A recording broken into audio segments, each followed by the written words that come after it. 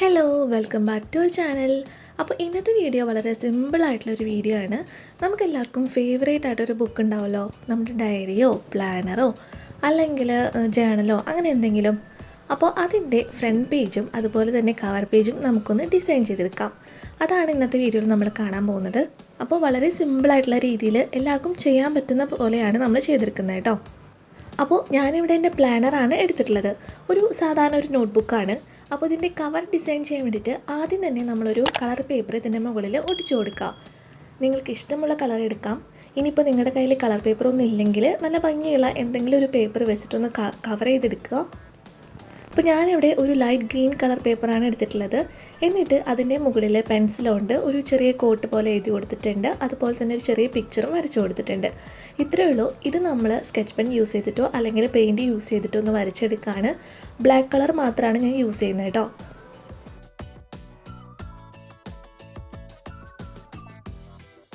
അപ്പോൾ ഞാൻ പറഞ്ഞില്ലേ, വളരെ സിമ്പിളായിട്ടുള്ള രീതിയിലാണ് നമ്മൾ ചെയ്യുന്നത്. ഇതിന് പ്രത്യേകിച്ച് തീമൊന്നും നമ്മൾ കൊടുക്കുന്നില്ല. അപ്പോൾ ഇതിന് മുന്നേ ഞാനൊരു വീഡിയോ ചെയ്തിട്ടുണ്ടായിരുന്നു ഇതുപോലെ തന്നെ ബുക്ക് കവർ ഡിസൈൻ ചെയ്യുന്നത്. അത് നമ്മുടെ കുട്ടികൾക്കൊക്കെ പറ്റുന്ന രീതിയിൽ 2-3 തീമിലാണ് നമ്മൾ ചെയ്തത്. ഒരു വാട്ടർമെലൺ തീം, പിന്നെ മിനിയൻ, അതുപോലെ തന്നെ മിക്കി മൗസ് തീം. അതിൻ്റെ പിക്ചർ ഞാനിവിടെ സൈഡിൽ കൊടുക്കാം കേട്ടോ. അപ്പോൾ അത് ഇഷ്ടമുള്ളവരൊന്ന് കണ്ടു നോക്കിക്കോളൂ. ലിങ്ക് ഞാൻ ഡിസ്ക്രിപ്ഷൻ ബോക്സിൽ കൊടുക്കാം. അപ്പോൾ അതുപോലെ ഇതിന് പ്രത്യേകിച്ച് തീമൊന്നുമില്ല, ജസ്റ്റ് ഒരു കോട്ട് നമ്മൾ എഴുതി കൊടുക്കുന്നു, അത്രയേ ഉള്ളൂ. സ്കെച്ചിനേക്കാളും കൂടുതൽ നമ്മൾ ആക്രിലിക് പെയിൻറ്റ് യൂസ് ചെയ്ത് വരയ്ക്കുകയാണെങ്കിൽ ഒന്നും കൂടി നല്ല ഭംഗിയുണ്ടായിരിക്കും കേട്ടോ. അപ്പോൾ നിങ്ങളുടെ കയ്യിൽ പെയിൻറ്റ് ഉണ്ടെങ്കിൽ അത് യൂസ് ചെയ്ത് ചെയ്യാം. പക്ഷെ ചിലർക്ക് നമ്മൾ ബ്രഷ് വെച്ച് എഴുതുമ്പോൾ അത്ര പെർഫെക്റ്റായിട്ട് വരില്ല. അങ്ങനെയുള്ളവർ സ്കെച്ച് പെൻ തന്നെ യൂസ് ചെയ്താൽ മതി കേട്ടോ. എനിക്കിപ്പോൾ നല്ല ഭംഗിയിൽ വരയ്ക്കാനോ എഴുതാനോ ഒന്നും അറിയില്ല. എന്നാലും നമ്മളൊന്ന് ശ്രമിച്ച് നോക്കുക. ആദ്യം പെൻസിലുകൊണ്ട് എഴുതുക, തെറ്റൊന്നുമില്ല എന്ന് ഉറപ്പ് വരുത്തിയതിന് ശേഷം നമ്മൾ സ്കെച്ച് പെൻ യൂസ് ചെയ്തിട്ട് എഴുതിയാൽ മതി.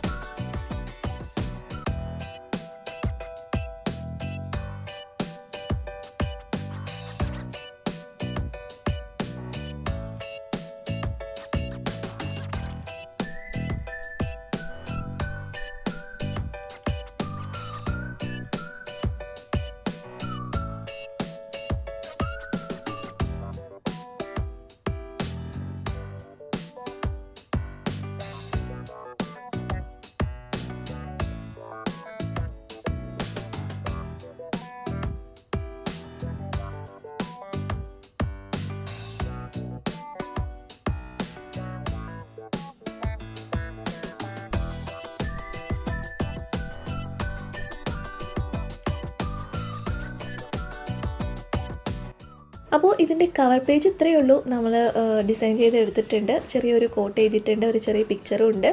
നല്ല ഭംഗിയായിട്ടല്ല കാണാനായിട്ട്. സിമ്പിളായിട്ടുണ്ട്, പക്ഷെ നല്ല ഭംഗിയുണ്ട് കാണാനായിട്ട്.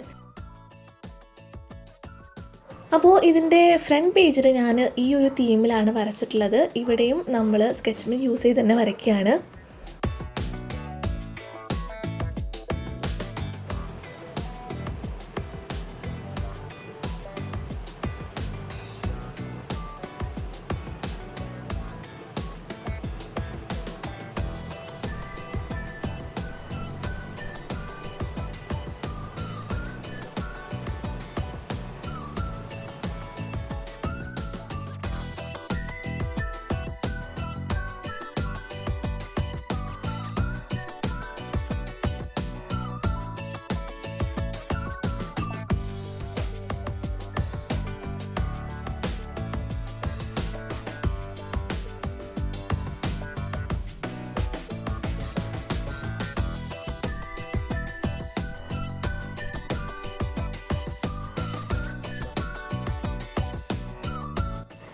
അടുത്ത് ഞാൻ എടുത്തിട്ടുള്ളത് ഗ്ലിറ്റർ ഫോം ഷീറ്റാണ്. ഇതിൽ നിന്നും ഹാർട്ട് ഷേപ്പിൽ നമ്മൾ കട്ട് ചെയ്തെടുക്കണം. ഇനിയിപ്പോൾ നിങ്ങളുടെ കയ്യിൽ ഫോം ഷീറ്റ് ഇല്ലെങ്കിൽ നമ്മൾ ഈ ഹാർട്ട് ഒട്ടിക്കാൻ പോകുന്ന സ്ഥലത്ത് റെഡ് കളർ സ്കെച്ച് യൂസ് ചെയ്തിട്ടൊന്ന് വരച്ചു കൊടുത്താലും മതി.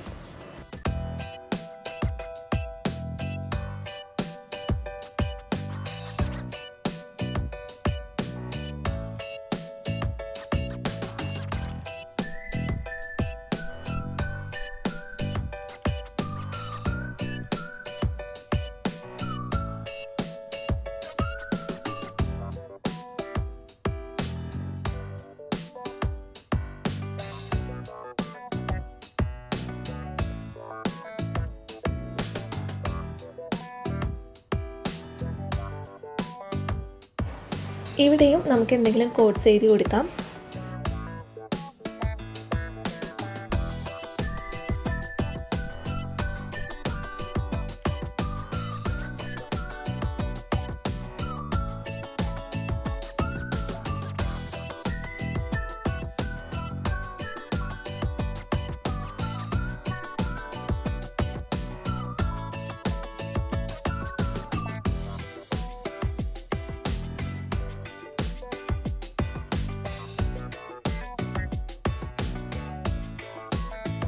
അപ്പോൾ ഇത്രയേ ഉള്ളൂ കേട്ടോ. വളരെ സിമ്പിളായിട്ടുള്ള രീതിയിൽ നമ്മുടെ ബുക്കിൻ്റെ ഫ്രണ്ട് പേജും അതുപോലെ തന്നെ എൻ്റെ കവറും ഡിസൈൻ ചെയ്തെടുത്തിട്ടുണ്ട്. ഇഷ്ടപ്പെട്ടോ നിങ്ങൾക്ക്? വളരെ സിമ്പിളല്ലേ?